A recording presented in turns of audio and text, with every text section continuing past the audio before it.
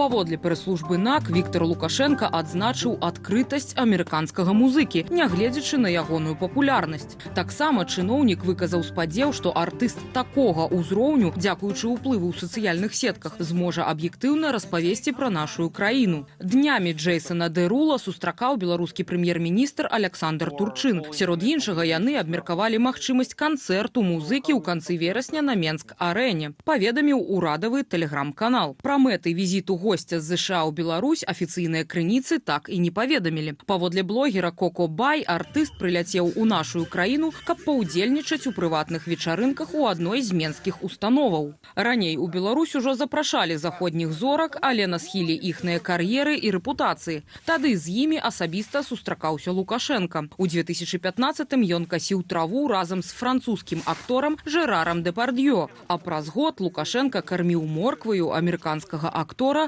Стывена Сігала. Якая ідэя была сёлета запрасіць зорку сусветную ў Беларусь, мы даведаемся ад нашай спікеркі Анастасія Касцюгова, экспертка ў палітычнай камунікацыі, знаходзіцца з намі на відэасувязі. Вечар добры, гаспадарыня Анастасія. Добрый вітаю. Добрый вечер. Я гляжу публікацыю BLT пра акурат візіт амерыканскага спевака.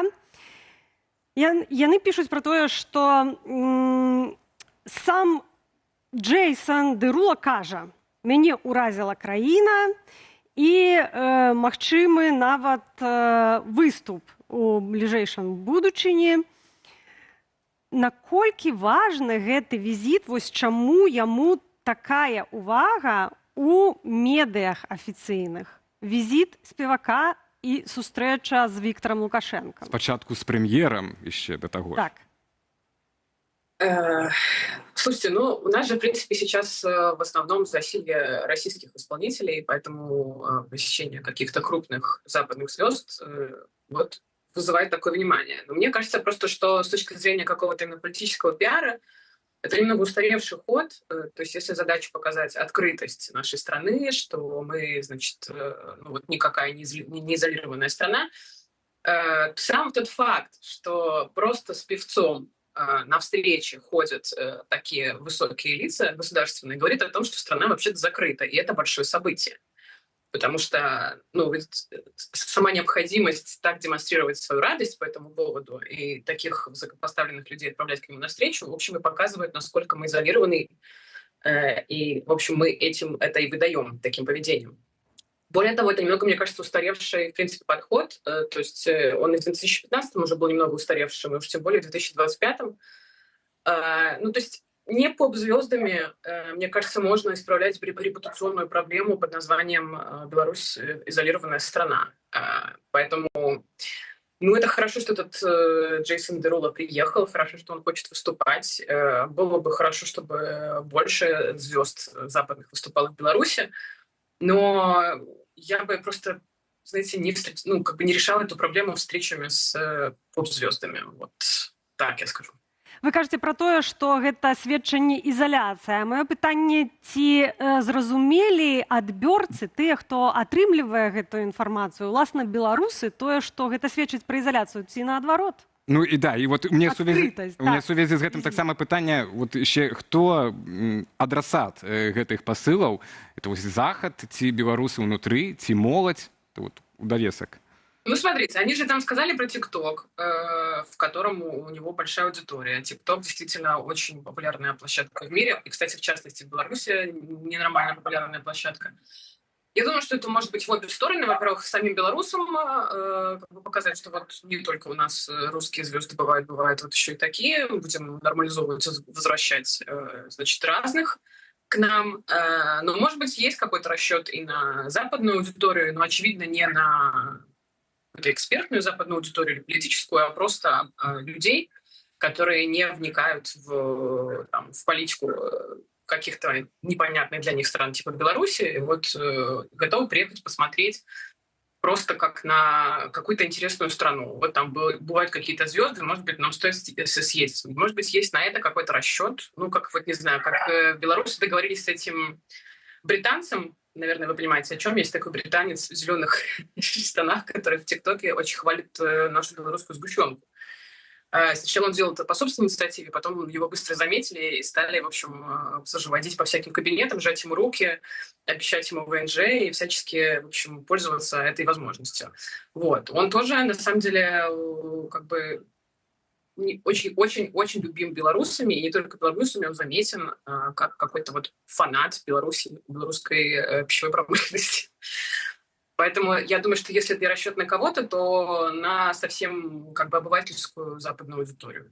Ну вось, і разам з тым, якраз учора міністр эканомікі Беларусі заявіў, што ў 2026 годзе яны плануюць пераарыентаваць эканоміку вось з гэтай залежнасці ад прамысловасці, так, которая цяпер на нулі фактычна праз крызіс у Расіі, пераарыентаваць на развіццё турыстычнай сферы. То бок фактычна, я так разумею, вот і ідзе ў межах гэтай кампаніі рэкламы. На вашу думку, Беларусь вось сённяшняя мірная, так, чыстая дыктатура ў цэнтры Еўропы з традыцыйнымі каштоўнасцямі, так, з там цвёрдымі там рукой кіраўнік.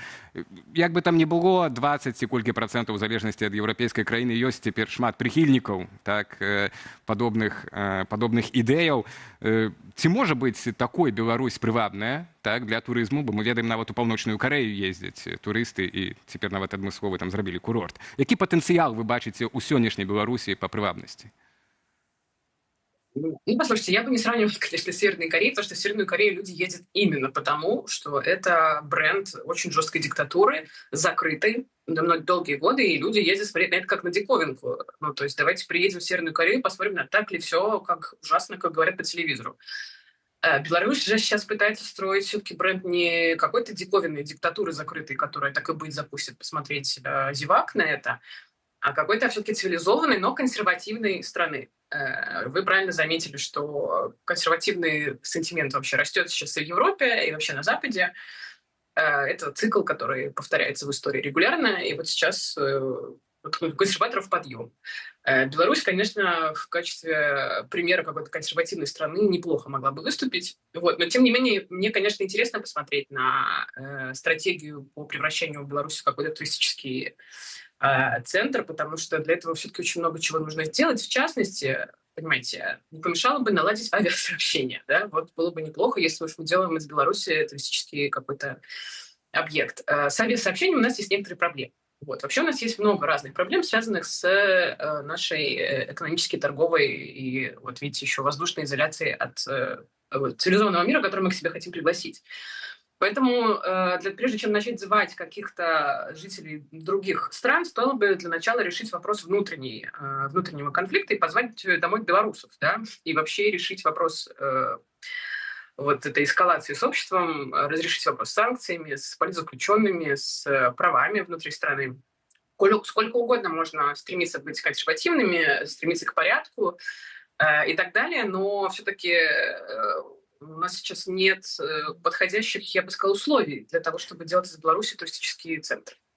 Спадарня Анастасія, ну вось вы кажаце пра тое, што вырашалі праблемы, якія вы агучылі, але яны, можа, і вырашаюць вось якраз дзякуючы гэтаму візіту, бо поп-зорка сустракалася з Віктарам Лукашенка, а не з ягоным бацькам, як это было перад гэтым, так, мы памятаем, і з Жерарам Дэпардье, так, і са Стівенам Сігалам. Вось ён, транзіт улады, вось канкрэтны намёк, хто цяпер тут гаспадар. І спявак, так, і сам выканаўца, ён з маладога, так, это скажем, пакалення, так, не Жерар Дэпардье, так, ужо... Ну, я бы так, наверное, не интерпретировала, что это знак, что у нас транзит, и транзит обязательно от отца к сыну.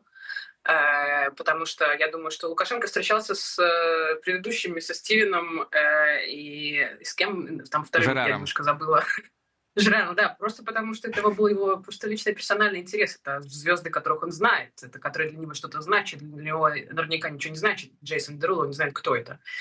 Я думаю, что Джейсон это вообще просто как бы, ну, давайте посмотрим, кого мы можем позвать, с кем у нас есть какие-то знакомства и связи, с кого возможно выцепить сейчас и с кем можно сделать какой-то инфоповод. Вот Джейсон Деруло, давайте Джейсон Деруло. То есть я не думаю, что в данном случае это был какой-то персональный интерес, в принципе, Лукашенко старшего. Вот, поэтому, ну и опять же, все-таки, ну это как-то немножко, понимаете, ну звать звезду, какую-то поп-звезду и уделять ей столько внимания от высокопоставленных лиц государственных, это же, я говорю, это выдает, насколько мы изолированная страна. Так вот, а з Но їхньої я при этом не перспективи? думаю, что стоит как бы этим гаданием на гуще заниматься и решать, что это точно значит, что Виктор Лукашенко у нас наследственная фигура в плане транзита власти в Беларуси. Так, але вось з іхняй перспектывы, так, як вы самі падкрэслівалі, што і прэм'ер сустракаецца, так, пры гэтым не было асабліва ў тых жа медыях, у той жа прапагандзе, напрыклад, ён там даў канцэрт, і вот пасля канцэрта там прэм'ер быў там, і пасля яны сустрэліся, ён паказаў гэты дом урада. Дык не, яны проста з бухты-барахты, так, многія нават і не ведалі, што гэта зорка ў Беларусі, вот проста такую далі продукцию медийную. Я думаю, да? что он приехал просто на чей-то частный ивент, на какой-то... Так, але вот з перспектывы менавіта вот таго ж Турчына і таго ж Віктора Лукашенка, яны это такім чынам сябе хочуць некім легітымізаваць у вачах Захада, у вачах агулам Я некай думаю, публікі. тут яшчэ паўстае такое пытанне, і зноў жа звяртаючыся да той самай публікацыі на інфармацыйным агенцтве Белта, яны падкрэсліваюць, што важным з'яўляецца культурнае ўзаемадзеянне паміж краінамі. А ў мяне паўстае пытанне, ці за вось гэтымі словамі культурнае ўзаемадзеянне не хаваецца ўзаемадзеянне іншага парадку. Дзірула? Ну, напрыклад, Дурова, так, там в Маге знаходзіцца, ці там Трампу пасля перадасць, што хорошая краіна, приезжайте. Не, ну хорошая краина. Трамп-то в курсе. У нас же есть параллельно происходит гуманитарный трек по освобождению политзаключенных, вообще американский с Минском. И это отдельный процесс, он идет, там, в общем, все месседжи политического характера, которые нужно передать, они передаются. Для этого не нужен Джейсон Дерула. Вот, я думаю, что это просто какой-то изученный сценарий, который уже не раз реализовывался, когда мы зовем каких-то западных звезд накануне каких-то там потеплений климатических, внутриполитического климата. Вот. И в данном случае это просто, как я уже сказала, немного, на мой взгляд, устаревший, но, в общем, ход. А вот эффективность? А эффективность такого кроку, такого пиару? Я думаю, что это как бы и символический какой-то шаг, который показывает, что мы вообще готовы двигаться в другую сторону, теперь уже в сторону какой-то большей открытости. И для внутренней, опять же, аудитории какой-то знак, что мы точно так же, в общем, готовы не только с Россией в плане звезд взаимодействовать. Ну и в целом, я думаю, что это просто, движение в какую-то сторону. Вот смотрите, мы готовы, приезжайте. Расскажите про нас там в ТикТоке, какие мы на самом деле и клевые. Вось, про ТикТоки. Пакуль же так, толькі знакі, так, дзеянняў моцна не бачым, тым же нават па вызваленню палітвязняў. Але, нягледзячы на гэта, у сённяшняй Беларусі моладзь працягвае ганарыцца краінай, незалежна ад палітычных поглядаў і колеру сцягу. У інтэрнэце шырыцца чэлендж, калі беларусы хваляцца сваім сінім пашпартам, а ўсё пачалося ад Диса, прабачце, гэта адказ беларускай рэперкі Maybe Baby, расійскай блогерцы Інстасамка. Коротка аўдыёвізуальна спадарству пакажам, на чым гэта палягае, і пасля вернемся да абмеркавання ў студыю. Что ты имеешь против Беларуси? Не собираю картошку, я собираю капусту. Ребята из села с тобой хотят познакомиться. Но не бойся, просто в шоке все. Какая колхозница? Кстати, Даша не поймет, о чем я говорю сейчас. Что за Беларусь? Я знаю только Белоруссия. Название страны моей выучишь обязательно. Сразу как вернешься в Арабскую Эмиратию. Ты зачепила мою родимую, это подло. Звору бульбу тебе запихаю, долею горло. За стереотипы я разнесу тебе утрески. И понедельник дойдет до Лукашенко. Спадарня Анастасія, я спадзяюся, вы ведаеце пра гэты чэлендж, ён вас таксама закрануў, прынамсі, ведаеце, так? Вось, гэта ўжо не пра ўлады, гэта ўжо не пра ўлады, а бадай пра беларускае грамадства, пра беларускую моладзь. Якія высновы з гэтага чэлленджа можна вынесці? Слушайте, если честно, я не вижу в этом совершенно ничего дурного и плохого. Я считаю, что белорусская молодежь, которая гордится своей страной, это круто, это должно происходить. Мы можем тут начать ломать копья по поводу того, хорошо или плохо ли, что она с красно-зеленым флагом и вообще там, значит, не учитывает политическую обстановку внутри страны. Ну, это молодежь такого возраста, для которой 20-й год был достаточно невнятной вспышкой, в отличие от нас всех, для которых это изменило нашу жизнь. Вот, и поэтому относиться к молодежи в этом плане, что давайте-ка учитывайте еще и все политические тонкости, я думаю, что нет никакого смысла, это контрпродуктивно совершенно. То, что молодежь в целом испытывает какую-то потребность гордиться своей страной, то, что ищет способы какие-то креативные это делать, то, что этот трек в ТикТоке стал трендом, и на него сняли очень много видео, это круто. Я считаю, что такого должно становиться больше. ТикТок вообще прекрасное место для расцвета белорусской культуры, там очень много белорусских исполнителей залетает, становится популярным. И, кстати говоря, если уж думать о тех, кого приглашать стоило бы в Беларусь для туристического потока и демонстрации ответственности, так это белорусских артистов, которые сейчас не имеют возможности многие возвращаться домой. Вот уж кому стоило бы точно, кого стоило бы звать. И причем очень многие треки залетают на западную аудиторию. «Молчат дома», вот «Абсент», там, «Нави» и так далее. Это все музыка, которая очень популярна не только среди русскоязычной аудитории, но и на Западе.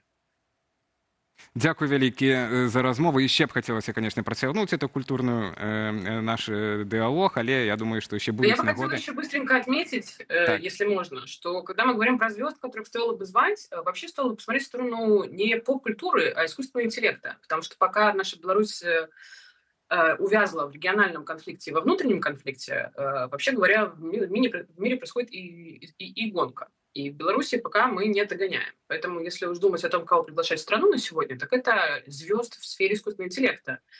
Ну, и, может быть, не Сэма Альтмана, потому что ему мы совершенно точно вряд ли интересны, и Америка дает ему все, что необходимо. Но, например, какой-нибудь альтернативный звезд типа Ильи Суцкевера, который работал в OpenAI, а теперь делает свой собственный отдельно независимый проект, и других вот таких интересных людей стоило бы вообще-то рассматривать, звать и восстанавливать какую-то необычную зону, в том числе юридическую, для искусственного интеллекта на базе ПВТ. Потому что сейчас ПВТ, конечно, совершенно печальная потеря для Беларуси. Ну, цяжка не пагадзіцца. Дзякуй вялікі.